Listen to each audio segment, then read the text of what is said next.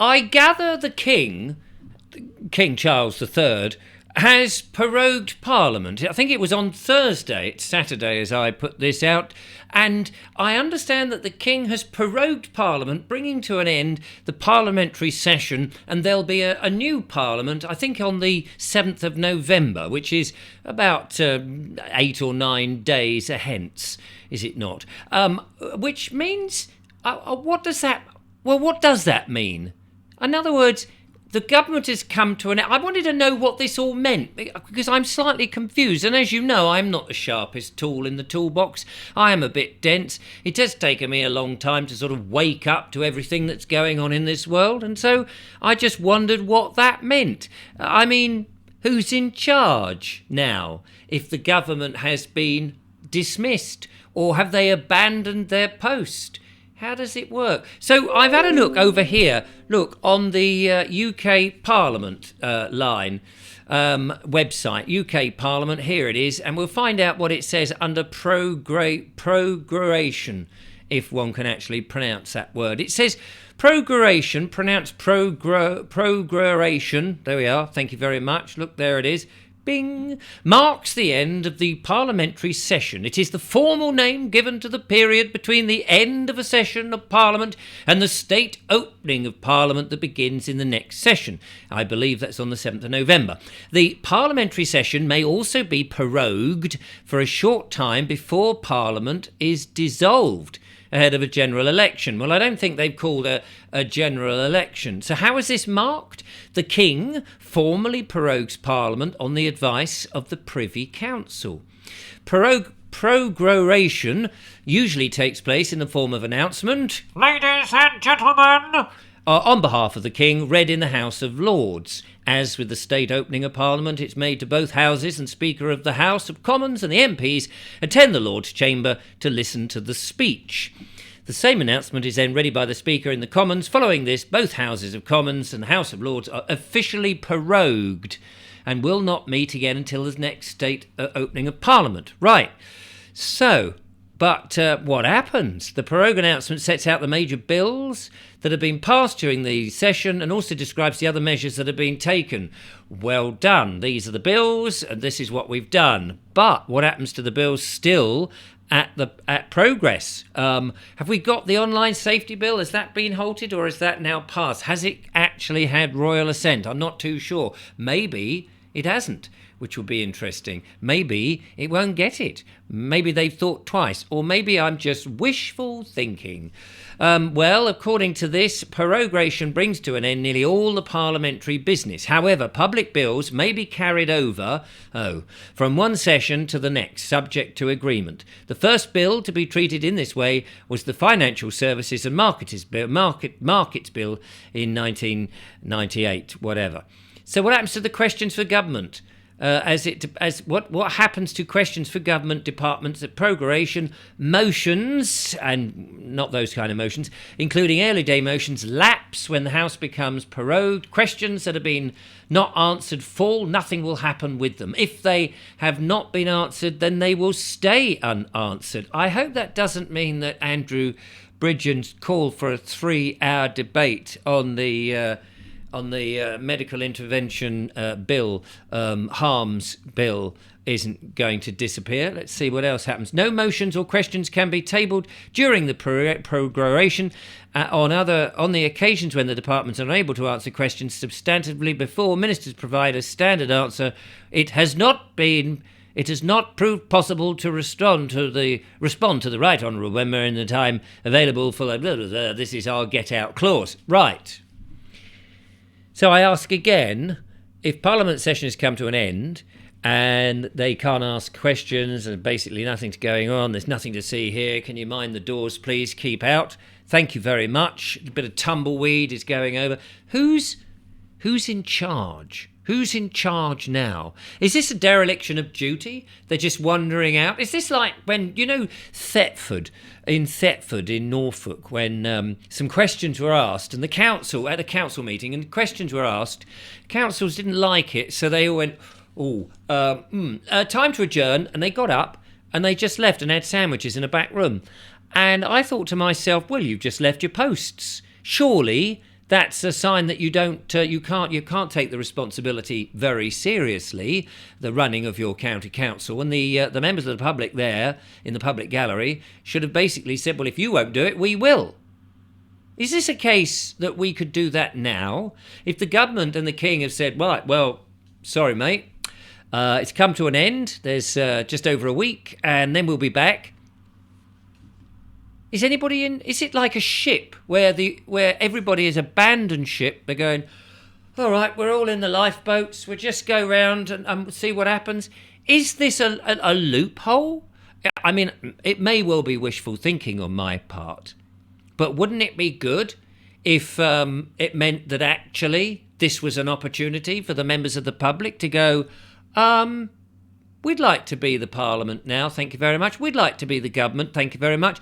None of this people who've been doing all this anti-human dictatorial tyranny and casting laws which are against us, these laws which are there to make us pay more and suffer more and be completely anti-human and not actually stuff that we wanted or stuff that really helps us. I thought that's what we voted people in to do, to make life a little bit better for us, not make life a lot harder. Another question that went through my mind is this this now the king who's in charge? I mean, who is in charge? If the king can say, right, okay, stop Parliament, prorogue it, stop Parliament, you can come back in 10 days, whatever, is he now basically in charge? And does that mean he's got, because the police and the army all go and say an oath to him, does that mean that he can do carte blanche? He doesn't actually need a royal assent anymore because there is basically no parliament to argue his bill. He can just say, do you know what, we're going to have martial law. Let's just lock everybody down. Let's just claim all the houses back. Let's just make all the banks go. Can he just do carte blanche? And who's to stop him? And what if the people just turn around and say, actually, Your Majesty, or maybe not so Majesty, what gives you the right?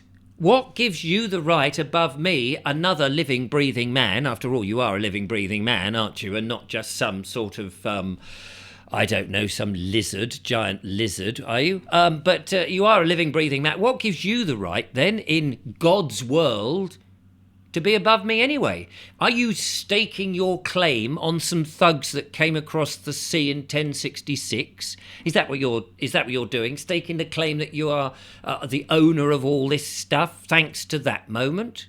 Is that what your claim is? Thuggery? I don't think that's a very nice claim.